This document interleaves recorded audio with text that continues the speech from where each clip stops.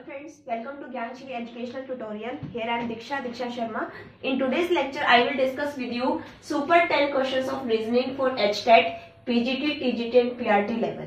Right? इसमें students हमने reasoning की क्वेश्चन करने सुपर 10 क्वेश्चन स्टार्ट करते हैं. फर्स्ट क्वेश्चन इज रमन पश्चिम की ओर चलना प्रारंभ करता है और 10 मीटर चलने के बाद उत्तर की ओर मुड़ जाता है. 20 मीटर चलने के बाद वह पूर्व की ओर मुड़कर 10 मीटर चलता है. वह अपने आरंभिक स्थान से कितनी दूरी पर है एवं किस दिशा में है. ऑप्शन दिए हुए हैं 20 मीटर उत्तर, 20 मीटर दक्षिण या फिर 20 मीटर दक्षिण. देखते हैं स्टूडेंट्स, इसकी पहले हमें डायग्राम बनाना पड़ेगा दिशा का. ओनली देन हमें क्लियर होगा कि क्या क्वेश्चन में दिया हुआ है फिर क्या पूछा गया. राइट, क्या है आपके पास 4 दिशा होती है. ये होती है नॉर्थ जिसको बोला जाता है उत्तर, ये होती है साउथ जिसको बोला जाता है दक्षिण, ये होती है ईस्ट या फिर आप इसे कहो पूर्व, और ये होती है वेस्ट जिसे कहो पश्चिम. तो रमन पश्चिम की ओर चलना प्रारंभ करते हैं. मान लेते हैं रमन जो है इस पॉइंट पे है, इसी से ही कोरिलेट करेंगे. ये उसका स्टार्टिंग पॉइंट है, मैंने एस मान लिया जो कि इसका स्टार्टिंग पॉइंट है या आरंभिक बिंदु है.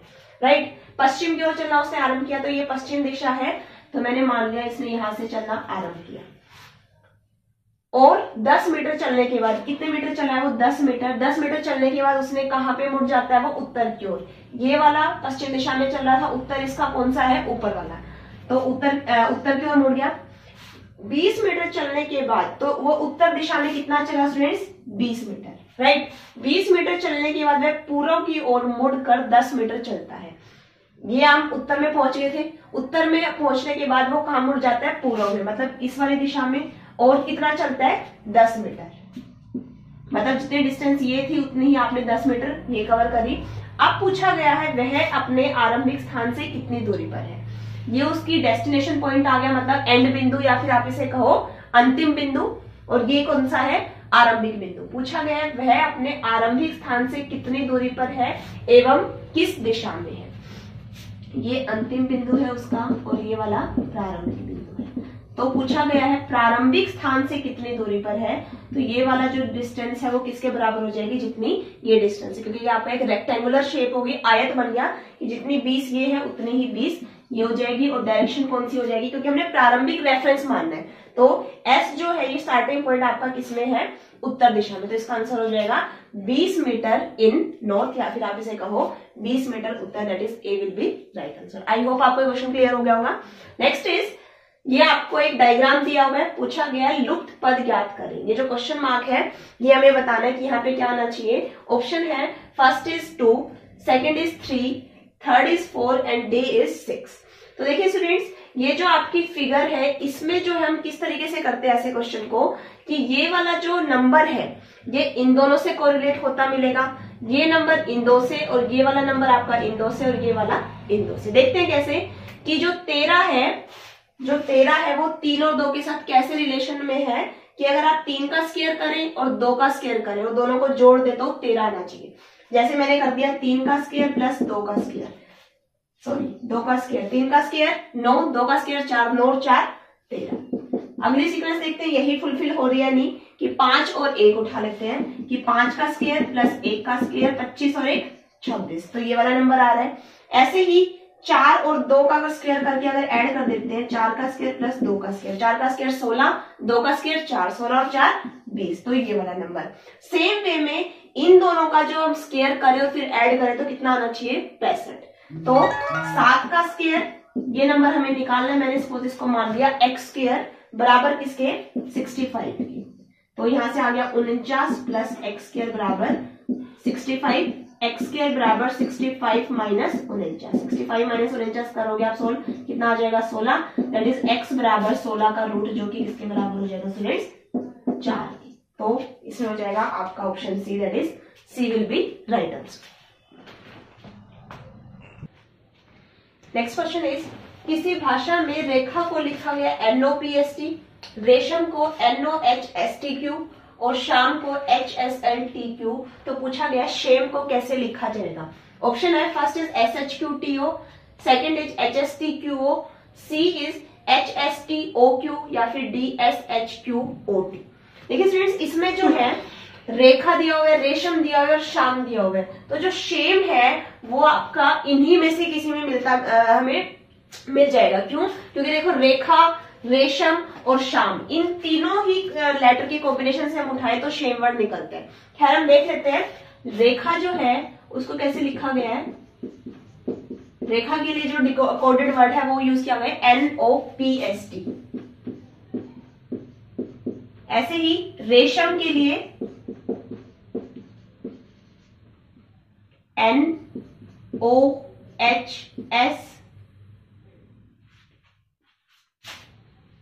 AM है ये HAM।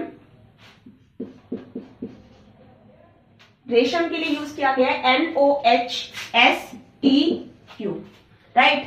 और जो श्याम है उसके लिए यूज किया गया है HSLTQ। और किसका पूछा गया हमसे? शेम, SHAM। तो अब शेम के लिए देखते हैं, सबसे पहले एस उठाते हैं। एस इसके अंदर भी है और इसके अंदर भी है। एस में क्या यूज किया गया? एस के लिए कोड वर्ड एच, इसमें भी अगेन एच। तो कहने का मतलब हमें एस में मिल गया एच, राइट। फिर दूसरा वर्ड क्या है? एच। अब एच इसके अंदर भी है और इसके अंदर भी है। एच के लिए क्या कोडेड वर्ड यूज किया गया? एस। यहाँ पे भी एस, तो वहां पे भी हम क्या यूज लेंगे? शेम के लिए एस, राइट। फिर है ए। ए यहाँ पे भी है आपका, और यहाँ पे भी है और यहाँ पे भी है। देखिए ए के लिए इसमें भी टी यूज किया गया है, इसमें भी टी और इसमें भी टी। तो जो हमारा शेम है उसमें भी ए के लिए क्या यूज कर लेंगे हम? टी। फिर पूछा गया एम। एम आपका इसके अंदर भी है और इसके अंदर भी है। इसमें है क्यू और इसमें भी है क्यू, तो यहाँ पे भी हम क्या लेके चलेंगे? Q, right. फिर है ई। ई आपका किसके अंदर है? रेखा में और रेशम में। ई के लिए क्या कोडेड वर्ड यूज है? ओ। यहाँ पे भी क्या है? ओ, तो इसमें भी क्या हो जाएगा? O. That is right answer will be HSTQO, जो कि आपका किसके अंदर है? ऑप्शन बी के अंदर। दैट इज ऑप्शन बी हो जाएगा हमारा right answer. Next question is, किसी सांकेतिक भाषा में पिम टू शंख का अर्थ है सुंदर लाल फूल, शंख टोम हो का है सफेद और लाल, डोम टू हक का मतलब है कपड़ा है सुंदर। तो पूछा गया है इस भाषा में फूल का सांकेतिक कोड क्या होगा? वही फूल के लिए हम कोडेड वर्ड क्या यूज करेंगे? ऑप्शन है फर्स्ट इज पिम, सेकंड इज टू, सी इज शंख या फिर डी टोम। तो देखिए स्टूडेंट्स, इन क्वेश्चन को कैसे करना है, जो आपको एक कॉमन वर्ड मिल जाता है ऊपर और कोई भी तीन कॉम्बिनेशन में से दो कॉम्बिनेशन उठा लेते हैं, उनमें से जिसमें भी दो आपको कॉमन वर्ड मिल जाते हैं और इसमें भी वही जो है उसका क्या हो जाएगा? Resultant coded word. For example पिम टू शंख में है सुंदर लाल फूल और शंख टोम हो में है सफेद और लाल। तो शंख और शंख जो है दोनों में कॉमन है। इसके अंदर ऐसा क्या कॉमन है? सुंदर लाल फूल, सफेद और लाल। कहने का मतलब लाल लाल इसमें भी। कहने का मतलब जो शंख है उसके लिए कोडेड वर्ड क्या हो जाएगा? लाल, राइट। ऐसे ही नेक्स्ट है शंख टोम हो और फिर डोम टू हक। अब इन तीनों में जो है आपका कोई भी कॉमन नहीं है। अगर मैं पहला और तीसरा उठा लूं, पिम टू शंख और डोम टू हक, मतलब टू उठा लूं, तो इसमें देखिए जो लाल है वो तो हमारा खत्म हो ही चुका। हम टू के लिए बात कर रहे हैं। जो लाल था वो किसके लिए आ चुका है? शंख के लिए। तो पिम टू शंख। अब हम बात कर रहे थे, सपोज हम ये उठा लेते हैं, ये वाला पिम टू शंख और डोम टू हक। पिम टू शंख में क्या यूज किया गया? सुंदर लाल फूल। लाल हम किसके लिए यूज कर चुके हैं? शंख के लिए। फिर डोम टू हक, कपड़ा है सुंदर। अब सुंदर इसमें भी आ रहा है और इसमें भी आ रहा है, और यहाँ पे क्या कॉमन आ रहा है? पहले और तीसरे में आपका टू। तो टू के लिए क्या हो जाएगा? सुंदर, राइट। जो टू है देखिए, डोम टू हक और पिम टू शंख, टू आपका इसमें भी था तो यहाँ पे सुंदर, और इसमें भी था यहाँ पे भी सुंदर। अब बच जाते हैं हम दूसरा और तीसरा उठा लेते हैं। दूसरे में क्या है? शंख टोम हो, तो इसमें है सफेद और लाल। फिर है आपका पिम टू शंख। अब देखिए शंख में आ चुका है आपका वर्ड लाल और टू में आ चुका है सुंदर। हमसे किसका पूछा गया है? फूल का। तो फूल आपका किस में आ रहा है? ऊपर वाले में। तो फूल के लिए क्या हो जाएगा स्टूडेंट्स? टू के लिए हम कर चुके हैं, शंख के लिए कर चुके हैं। टू का सुंदर आ चुका है, शंख के लिए लाल आ चुका है, तो बच गया फूल। फूल किसके लिए हो जाएगा? पिम के लिए। तो हमसे यही पूछा है, फूल का क्या हो जाएगा? हो जाएगा ए, दैट इज पिम। Next question is, A B का भाई है, बी सी की पत्नी है, सी डी का पुत्र है और डी ई की पत्नी है। ई बी का क्या है? राइट। ये ब्लड रिलेशन का क्वेश्चन पूछा गया है कि ई बी का क्या है, तो ऑप्शन है हमारे पास, फर्स्ट इज दामाद, बी ऑप्शन इज ससुर, सी ऑप्शन इज साला एंड डी ऑप्शन इज सास। तो देखिए स्टूडेंट्स, इसके लिए पहले हम एक बना लेते हैं, फ्लो चार्ट बना लेते हैं। ए बी का भाई है, तो जो ए और बी है ऑब्वियसली वो आपके सेम जनरेशन में लाई करेंगे। तो जो है आपका, जो आप कह सकते हो जो जेंडर, इसमें मैं जेंडर की थोड़ा समझाने के लिए आपको बता रही हूँ कि अगर जेंडर आपके पास कैसा है, मेल है कोई, ठीक है, मेल है कोई पर्सन, तो उसके लिए हम यूज कर रहे हैं रेक्टेंगुलर बॉक्स या फिर स्क्वायर बॉक्स, और फीमेल के लिए मैंने क्या यूज कर लिया, सर्कल। राइट, थोड़ी समझने में हमें आसानी होगी। तो देखते हैं, बी सी की पत्नी है, तो जो बी है वो सी की पत्नी है, तो वही बी का जो जेंडर हो गया वो क्या हो गया, फीमेल का, मतलब इसके आ जाएगा सर्कल, और सी की पत्नी है मतलब सी उसका हस्बैंड है, तो सी का कैसा आ जाएगा, जेंडर मेल। राइट, आगे क्या बोल, पहले क्या है, ए बी का भाई है, जो ए है वो क्या है, बी का भाई है, तो ए का जेंडर कैसा आ जाएगा, मेल। ये दोनों आपके अगेन सेम जनरेशन में है, ए बी का भाई है और बी जो है सी की पत्नी है।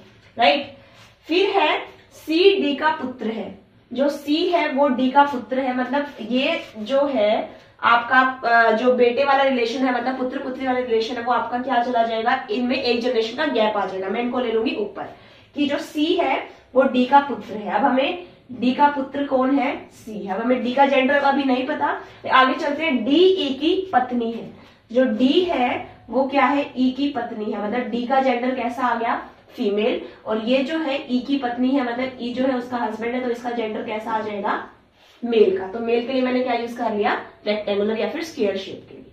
ठीक है, पूछा गया है ई बी का क्या है, जो ई है वो बी का क्या, देखिए ई डी की पत्नी और इन दोनों का पुत्र सी, सी है, सी की वाइफ कौन है, बी, तो ई और बी में क्या रिलेशन हुआ, जो ई है वो बी का क्या है, ससुर है। या फिर पूछा जाता है जैसे बी ई की क्या है, तो वो है बहू, मतलब डॉटर इन लॉ। खैर हमसे ई पूछा गया, ई बी का क्या है, तो वो है ससुर, दैट इज ऑप्शन बी हो जाएगा right answer. Right, next is 31 दिन वाले महीने का अंतिम दिन मंगलवार है और उसी माह के 16वें दिन कौन सा वार होगा। ऑप्शन है, फर्स्ट इज गुरुवार, बी इज बुधवार, सी इज मंगलवार, डी इज सोमवार। तो फ्रेंड्स ऐसे क्वेश्चन को हम कैसे करेंगे, 31 दिन, महीने में एक महीना है उसमें 31 दिन आ रहे हैं, उसका जो अंतिम दिन है मतलब 31वां दिन क्या है, मंगलवार है। ऑब्वियसली 31वें दिन मंगलवार, 31 में से 7 माइनस हम करें, 31 माइनस 7 कितने हो गए, 24, 24 तारीख को भी मंगलवार पड़ेगा, 24 माइनस 7 करें तो 70वें दिन भी क्या पड़ेगा, मंगलवार पड़ेगा। हमसे इसने क्या पूछा है, 16वें दिन, 17 तारीख को क्या है, मंगलवार है। अब महीने का 17वां दिन कहो या 17 तारीख कहो, इसने हमसे कौन से दिन पूछा है, 16वें दिन, मतलब 16वां दिन जो एक पीछे होगा तो मंगलवार से एक कम क्या चला जाएगा, सोमवार। तो इसमें जाएगा हमारे पास option D, that is D will be right answer, कि 16वें दिन क्या पड़ेगा, सोमवार। नेक्स्ट क्वेश्चन इज, नीचे दी गई श्रृंखला में गलत पद ज्ञात करें। एक हमें सीक्वेंस दी हुई है, इसमें जो पद गलत है वो हमें फाइंड आउट करना है। सीक्वेंस क्या है, 385, 462, 572, 396, 427, 671 और 264। ऑप्शन देख लेते हैं, 671, 264, सी 385 या फिर लास्ट 427। तो सर ये हमें कैसे पता चलेगा, इसके लिए हम देख लेते हैं कि कोई पर्टिकुलर ऑर्डर या फिर कोई पर्टिकुलर सीक्वेंस फुलफिल हो रही है नहीं।